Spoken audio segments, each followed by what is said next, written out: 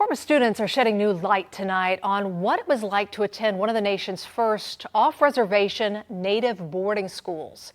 Chilocco Indian School closed 4 decades ago. News 9's Jennifer Pierce has an exclusive look at what remains. A recent federal report shed new light on the dark history of forced Native American boarding schools in the U.S., detailing decades of undocumented deaths and abuse. There were dozens of those schools operating in Oklahoma, but graduates of one of the state's largest had a much different outlook on their time. Once known as the Light on the Prairie, Chilocco Indian School near Newkirk, Oklahoma became one of the first non-reservation boarding schools in the late 1800s. Chilocco would be designated as the agricultural training center. Now an abandoned campus, hundreds of acres left overgrown. Well, the first feeling I get is sadness, especially when I see what I see. Dilapidated buildings that once housed thousands of Native students. Initially, the first 150 students were basically from the Cheyenne, Arapaho, Apache, Kiowa, Wichita tribes. Cherokees, Choctaws, and Chickasaws, as an example, they really did not make an entry into Chilocco until around 1910. Jim Baker, a Choctaw tribal citizen, walked through the school's entrance gates in the 1950s. Baker says he was not forced to the school, unlike the early years of Indian boarding schools. However, school officials maintained strict order. We received 3 meals a day. We received a good place to sleep. We were always under good shelter, always had a good program. At the same time, I was learning a vocation that I could use once I left here. Chilocco was a small town with its own water tower, fire station, employee homes, even a print shop. The students learned their printing there, and what they printed was actually federal documents. Like most communities, Chilocco had a cemetery. We memorialize these children on the sacred ground. Though that remain, this ground is blessed and sanctified. Never fails. I get very emotional.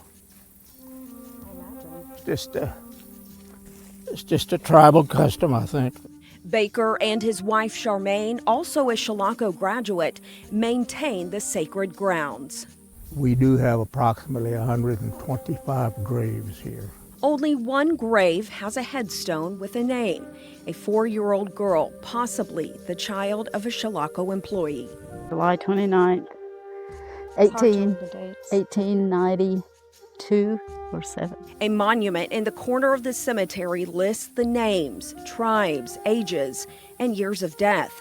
The Bakers were unable to find records for some deaths in the late 1800s to early 1900s. No cause of death, and we have 8 that have no names at all. A dark time in boarding school history gave way to a new era.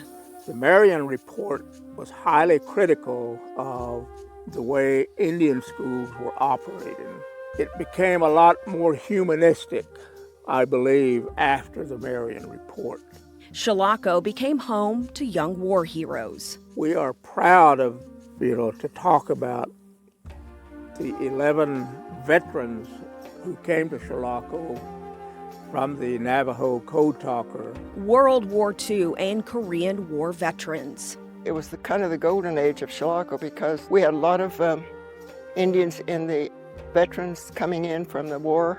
Now 91 years old, Claudine King has fond memories of her time at Chilocco. In my senior year here, there were about 1,200 students, and there were 43 different tribes. King received an education and met her husband. Fellow students became family. When you got used to it, then it was wonderful because we were all native, and there was an understanding that we have. And what we weren't looked down on like we were at the public school, As the years passed, fewer and fewer Native youth came to Chilocco. The federal government permanently closed its gates in 1980. How many broken promises have there been from the federal government to the Indian people? And this was one of those, I think, broken promises. What was once a flourishing campus became a distant memory. I cried when the school building fell down because there's so many memories there. Memories of those who have come and gone and those who never left. And who will take care of Chilocco after them. I had $1 billion, I would have bought the place and maybe restructured it, rebuilt it, but it's foregone now. Jennifer Pierce, Oklahoma's Own, News 9. And Chilocco alumni hold yearly reunions there on that campus. They honor war veterans and the children who died there.